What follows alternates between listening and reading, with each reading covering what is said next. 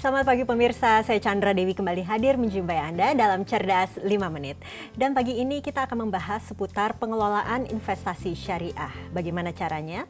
Bersama saya di studio Metro Manulife, saya telah ditemani oleh Ibu Yeti Rohyatini, Head of Syariah Business dari Manulife Indonesia.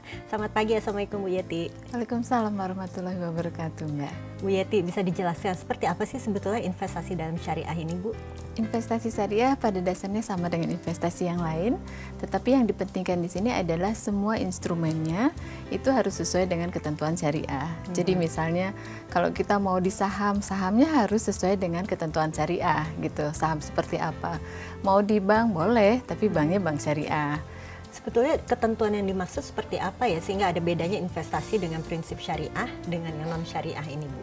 Yang membedakan lebih kepada compliance-nya sih, Mbak. Jadi kalau misalnya kalau kita mau investasi di bank misalnya ya, tentu kita harus pilih banknya bank syariah. Kenapa bank syariah? Karena di bank syariah itu tentu dalam menjalankannya semua sudah terbebas dari yang namanya maghrib. Bahwa semuanya sudah tidak ada lagi riba, tidak ada lagi ketidakjelasan dan sebagainya. Kalau kita mau investasi di saham, bisa nggak? Bisa, saham syariah, tetapi saham syariah itu harus terdaftar di daftar efek syariah gitu ya. Daftar efek syariah untuk kita bisa terdaftar di situ ada kriterianya, ada saringannya. Jadi bahwa apa yang di operasionalnya itu bisnisnya harus halal, jadi nggak bisa yang non halal. Kemudian bahwa dia tidak memiliki liability yang melebihi dari 45% yang sifatnya ribawi.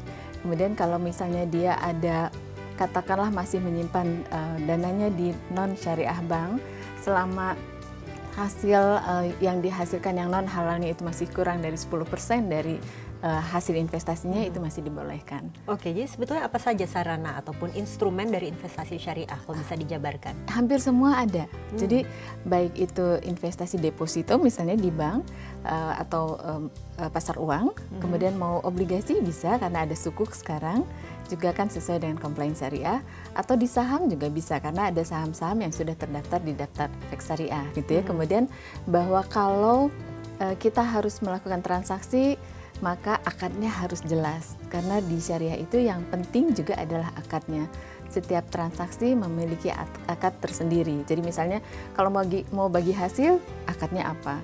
Kalau misalnya mau mewakilkan aja deh gitu, tidak bagi hasil, akadnya juga tersendiri. Jadi semua transaksi memiliki akad yang tersendiri. Oke, jadi memang ketentuannya akadnya itu berbeda-beda juga, betul, ya Bu ya, betul. Itu juga harus dipahami betul ya. Betul. Oke, tapi dapatkah kita menginvestasikan dana di bank ataupun sarana lain yang bukan syariah, tapi kita juga tetap tidak mau memanfaatkan, paling tidak ini riba yang dihasilkan oleh perusahaan tersebut itu dimungkinkan tidak? Logikanya adalah ketika mau menginvestasikan dana kita mengharapkan pengembangannya dong ya. Iya. Nah kalau itu dilakukan di yang non syariah, maka pengembangannya tentu saja kalau di bank contohnya konvensional, maka ada bunga dan itu kan pasti yang tidak boleh kita miliki di dalam bisnis syariah. Sehingga kalau salah besar kalau kita mau menempatkan investasi kita di bank yang non syariah, karena toh kita nggak boleh ambil bunganya, jadi nggak bertambah dong dananya gitu ya. Nah sebaiknya kalaupun mau memakai fasilitas, bukan menginvestasikan ya, menggunakan fasilitas yang non syariah bank bisa, tetapi kita tidak boleh mengambil ribanya atau bunganya, itu yang harus dilakukan. Oke, tapi bagaimana kemudian kita menetapkan bahwa ini saham perusahaan ini termasuk kategori saham yang sesuai ketentuan syariah begitu ya Bu? Dari mana kita bisa mengetahuinya? Setiap 6 bulan sekali itu ada pengumuman dari OJK kalau sekarang, bekerja sama dengan DSN, mereka menerbitkan yang namanya daftar efek syariah. Jadi yang harus dicermati adalah nama perusahaan tempat kita mau membeli sahamnya itu harus ada di dalam daftar efek syariah. Jadi kita sebagai nasabah pun juga harus lebih proaktif barangkali, betul, ya Bu ya, untuk melihat daftar-daftarnya juga ya. Betul, karena itu diumumkan kok. Baik, terima kasih Bu Yeti atas informasinya. Dan pemirsa, demikianlah Cerdas 5 Menit, Cerdas Finansial untuk episode kali ini. Saya Chandra Dewi, terima kasih atas perhatiannya. Sampai jumpa. Dipersembahkan oleh